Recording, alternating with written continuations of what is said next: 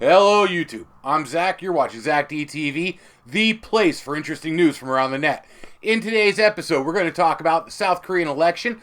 We also have a new dinosaur, and we're going to wrap it up with a guy who thought he was a ninja mountain climber. That's the only way I can think to describe him. All right, let's get right into this. As you probably know by now, I am not one to cover politics, but this South Korean election is extremely important.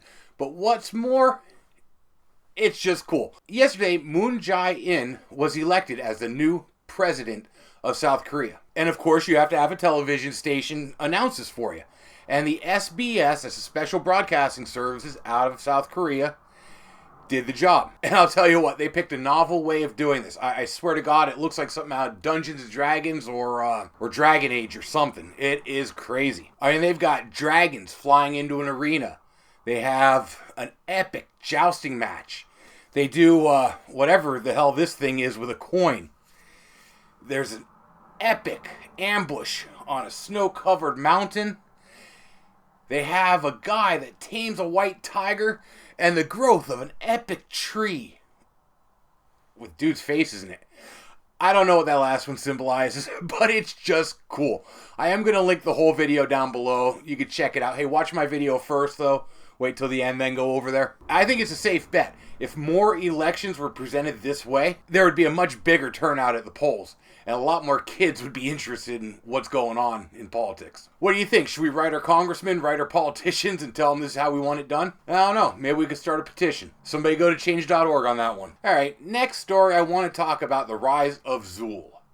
Yes, Zool, like there is no Dana, only Zool. Scientists from the Royal Ontario Museum have taken two of my favorite things from my childhood, joined them together into just a bundle of awesome. They took an Ankylosaurus, and they yanked a little bit of Ghostbusters, and smashed them together to give you this. It is the Zool curvastidor. This is a new species of ankylosaurid that was found in North America. It was found at the Judith River Formation in Montana. This is a big site, one of the earliest sites for fossils being found in North America. Now, as you may or may not know, ankylosaurids are armored dinosaurs. They have a spiked tail or a club tail, and that's part of what makes this one so impressive. It had a spiked tail, which is an extremely odd thing for North American versions of this dinosaur. It also had a complete skull, which is something they almost never find, and the whole tail was preserved. I mean, preserved as of a 75 million year old fossil preserved, but still very, very good condition for this type of fossil. Something even cooler, they recovered soft tissue. It is fossilized soft tissue, but again, this is a 75 million year old species. To find any soft tissue is pretty amazing. It looks like it's plates from the skin, which could give researchers a look at this dinosaur's DNA, not like Jurassic Park style, but enough to look at its protein makeup and really get a better idea of the makeup of these dinosaurs, and possibly even track down a current ancestor. Well, scientists are hopeful for this, and they will be putting it on display in Canada by the end of the year. They haven't announced a date yet, but keep an eye out if you live in the area. Maybe you can go see this cool new species of ankylosaurid. And now I think it's time for you guys to meet Ryan Sean Davey.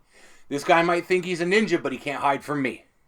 He is 43 years old, and he's out of South Africa. He was found hiding in a cave on Mount Everest. You might ask, Zach, why was Ryan hiding in a cave on Mount Everest? Well, the story goes like this. Ryan originally got together with some friends, talked to a bunch of people, raised some money, and took the trip to Nepal. He wanted to climb Mount Everest, and he wanted to do it solo. So he gets to Nepal, and he didn't do his research and found that when you get there, you have to buy a permit in order to climb. The permit is $11,000. I'm not saying I knew there was a permit either. This is all news to me. But yeah, you have to buy a permit to climb Mount Everest solo. Well, you have to buy a permit to climb Mount Everest, period. The solo one's 11 grand. He didn't have the money. Plain and simple, he could not afford the permit. He was already in the area. He didn't want to disappoint his backers, so he thought, I'm just going to go for it. He got up to base camp. He spent his time there acclimating.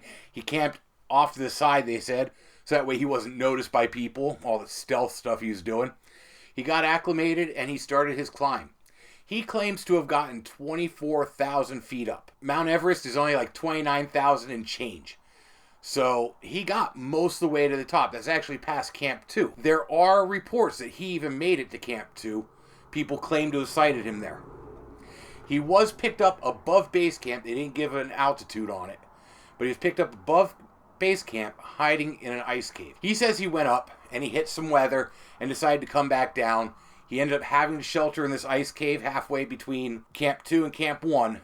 And now that's where they found him and arrested him. Reading an update on his Facebook page, it sounds like he even got sick coming back down. So they're really taking their time. He's complaining that they're treating him like a murderer. I guess they're treating him pretty bad for trying to climb a mountain without a permit. Which, really, they're going to charge you to climb a mountain? Isn't it kind of a mountain? It's not like an amusement park ride, you know? In the long run, though, that $11,000 permit he skipped is going to turn into at least a $22,000 fine and possibly some jail time. He did make it clear in a Facebook post, though, that, hey, I got arrested. He's going back to Kathmandu. Do not help bail him out. He knows he has friends, relatives, stuff like that are going to want to help him out. He doesn't want their help. This was his decision, his mistake, and he will handle it. So at least he's a stand-up guy and not much of a ninja. And with that, I'm going to wrap it up. Remember, if you like what I do, go ahead and click that subscribe button down here. Or maybe the one over here. I do this thing 5 days a week. That's Monday through Friday.